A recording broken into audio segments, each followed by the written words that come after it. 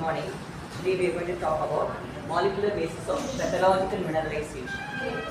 Mineralization is a key biological process which under normal conditions is responsible for the development of hard tissues as well as their healing. So for the normal physiology we need the mineralization to happen. But in pathological mineralization, which takes place in soft tissues of humans in connection with the most diverse diseases, and consists of different minerals including calcium phosphates, calcium carbonates and calcium oxalates. In the normal mineralization, we saw that it was mostly the calcium phosphate which is deposited in the form of hydroxyapatite. In pathological mineralization, we have different kinds of complexes of minerals deposited. And pathological mineralization in general happens mostly in the cardiovascular system. Breast tissue mineralization is there, kidney mineralization which is the common one which we all know. There is ocular mineralization which happens in the eye, brain mineralization and placental mineralization. And apart from this we have in the oral cavity, pulse stones, xylodons and the ossifying fibroma kind of pathological calcifications. So today I am going to talk about this general pathological calcifications. So when we talk about cardiovascular mineralization, which is associated with many diseases having high mortality rates including atherosclerosis, aortic valve stenosis, chronic kidney disease and rheumatic fever. So all these systemic diseases are involved in the cardiovascular mineralization. So X-ray diffraction pattern analysis, electron microscopy and electron diffraction. These are the methods which are used to characterize deep mineralization, pathological mineralization. They reveal the morphology, elemental composition and crystallinity of the cardiovascular mineralization, which is remarkably different from bone. So it is not the same mineralization which happens in the bone. So in bone, the calcium phosphorus ratio most commonly is below 1.7. But whereas in the vascular mineralization it is 1.7 or above. So this is the one which differentiates the pathological mineralization from the bone mineralization. And unlike bone, magnesium corresponds to a considerable percentage of the inorganic component of the cardiovascular mineralization. So here we see this is a density dependent color scanning electron micrograph. This image shows red and turquoise matrices, where the red corresponds to the calcification and the turquoise corresponds to the organic matrices. So this is how cardiac mineralization is seen. And the differences between the materials present in cardiovascular tissue and in bone could even suggest that cells other than bone cells are also involved. So this plays an important role, where the cells which produce the, we saw the osteoblasts, odontoblasts and the chondrocytes are responsible for hydroxyapatite formation. But here those cells are not responsible for mineralization. It is other than the bone cells, they cause the mineralization. So when we see in this picture, this is an arterial healthy vessel and this is a calcified vessel. We see the intramural calcification as well. It happens in the luminal epithelium also. So this is how the arterial calcification happens. So vascular calcification is linked to a lot of diseases and it can be detected by ultrasound, CT and X-rays, and how wherever it can form is given in this picture. The kidney disease, how the kidney disease is contributing to the cardiovascular mineralization is shown in this picture. There are various pathways through which the vascular calcification happens here. So this is regarding the cardiovascular calcification. And when we come to breast calcifications, so mineralization of the breast tissue has been suggested to be a result of tissue necrosis as a consequence of injury or a range of diseases such as chronic kidney disease and hypertension. So here also we see the chronic kidney disease plays an important role in mineralization of the breast tissue. So microscopic mineral deposits known as microcalcifications are found in breast tissues, which are a key component in the diagnosis of breast carcinomas. So during the carcinoma development of the breast, there are calcifications happening. Depending upon what type of calcification, we can identify whether it is a benign or malignant one.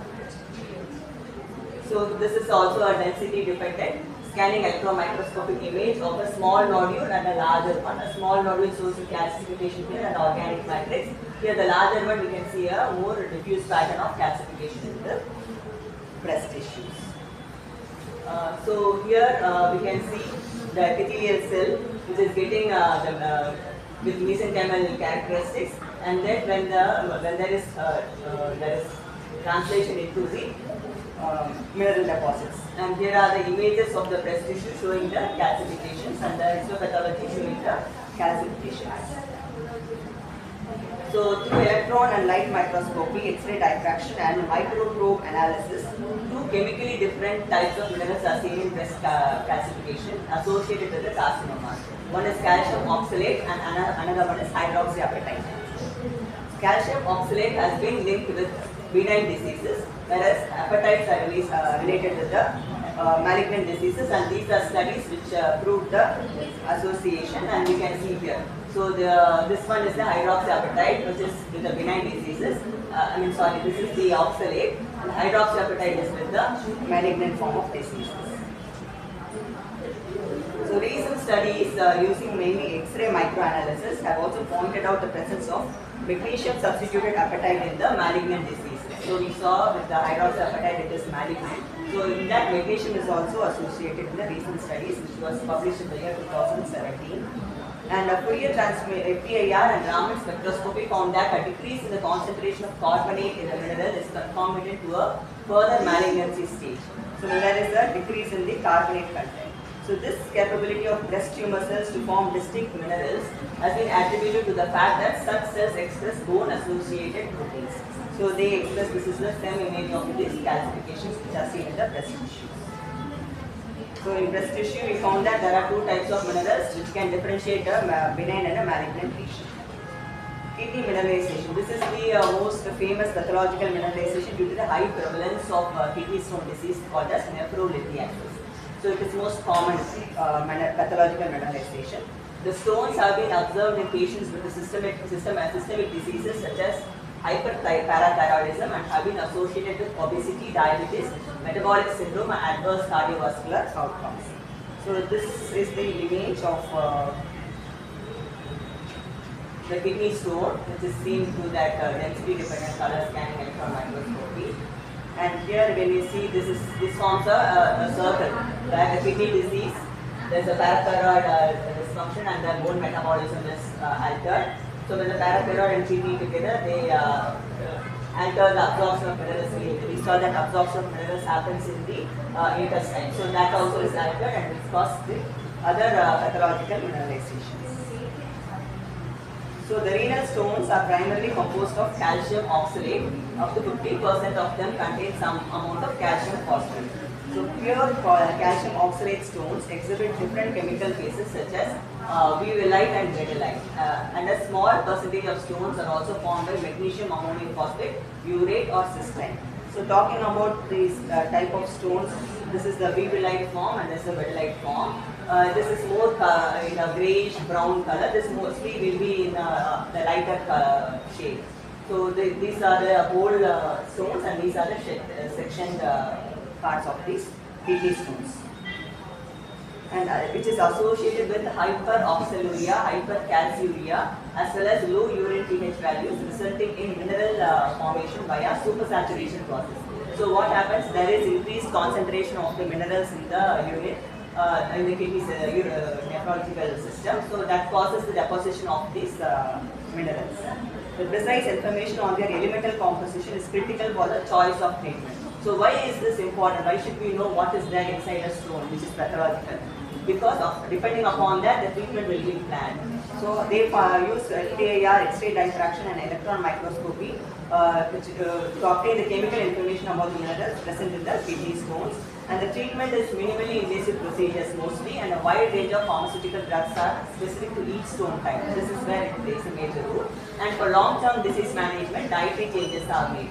We know minerals are taken inside our body only through diet. So when we control the diet intake, accordingly we can control the formation of the pathological mineralization. So that is kidney mineralization. And when we talk about ocular mineralization, mineralization can also be found in several ocular structures such as cornea, retina, Bruch's membrane and the optic nerve.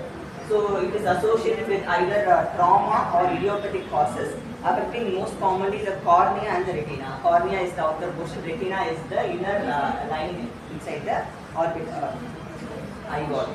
The corneal mineralization is observed in band keratopathy and corneal calcareous degeneration. with both conditions being related to a number of underlying pathologies and inflammation disorders. So when there is an inflammation disorder, it can affect the eye. The mineralization process in the cornea can be triggered by phosphate buffers. This phosphate buffers is used by patients who have undertaken treatment for healing eye burns. So the eye drops which they use contain phosphate buffers which can cause the cornea mineralization. This part is the cornea, and you can see the mineralization happening in the histopathology. So the chemical composition of this mineral has been identified via energy dispersive X-ray spectroscopy as calcium phosphate. Next, calcium has also been identified in the minerals observed in the optic nerve, which is the optic disc, and which are referred to as drusen. They call that particular area as drusen. And the optic disc drusen is believed to be caused by defects in the axonal metabolism and blood supply into small scleral canal. So the blood supply also plays a major role here. We can see this the retinal pigmented epithelium, and this is the drusen which they mentioned here, the optic disc drusen, which causes the calcification in the optic nerve. The next is minerals present in the retinal pigment epithelium. Retinal pigment epithelium is the one which is found in the retina, which has been proven to lead to age-related macular degeneration. The macula is a place which has to be preserved for a proper vision. When that undergoes a degeneration, this retinal pigment epithelium plays an important role. Here in AMD patients, the accumulation of minerals in RPE appears to block the normal flow of nutrients and waste across the retina, resulting in degeneration of tissue on either side of the fluid membrane. The main thing which is happening is there is a lot of degeneration happening, and the blood supply is also blocked, so the wastes are not removed and they get deposited in that area, which turns into calcification and pigmentation, which damages the macular area and causes the blindness in those patients. So a total of 3 distinct structures of minerals are present in AMD, which are spherules, plaques and nodules. Spherules consist of white loctite, and the plaques are made of amorphous apatite, and the nodules are made up of apatite. So this is how the nodules are seen in the, you can see this is the area, this is the optic disc, and the macular region will be here, and this is the pigmentation as well as the calcification is also happening in the retina. So this is about the ocular mineralization, and there is something called as brain mineralization. Mineralization of the brain was first believed to be a result of calcium abnormalities in the body, but it was later suggested that iron and dopamine metabolism abnormalities play a significant role as well. So there are different types of mineralization in the brain, which is vascular non-atherosclerotic mineralization of structures such as cerebral cortex, basal ganglia, and the cerebellum, which is related to Farr's disease. So in Farr's disease, the patient have mineralization in the brain area like this, which is non-atherosclerotic. There is no atherosclerosis, but there is vascular mineralization in this area, and this is the Farr's disease. And the next is intracranial calcification due to meningioma. So here in this picture we can see the area where meningioma is happening, and that is causing the calcification here. The third is the intracranial arterial calcification, which has been proved to increase the probability of ischemic stroke in patients with chronic kidney disease. So in patients having chronic kidney disease, if we find any intracranial arterial calcification, they are more prone to ischemic stroke, because there is going to be an occlusion of the blood vessel supply to that particular area. So it is like this, like how in cardiac atherosclerosis, in cranial vessels also we have the atherosclerotic plaque forming, and it occludes the area, causing the ischemia in that particular region. Histochemical analysis on the properties of basal ganglia mineralization have shown that other than calcium, as I already mentioned, iron and manganese, zinc, copper, magnesium and aluminium also accumulate, forming the minerals.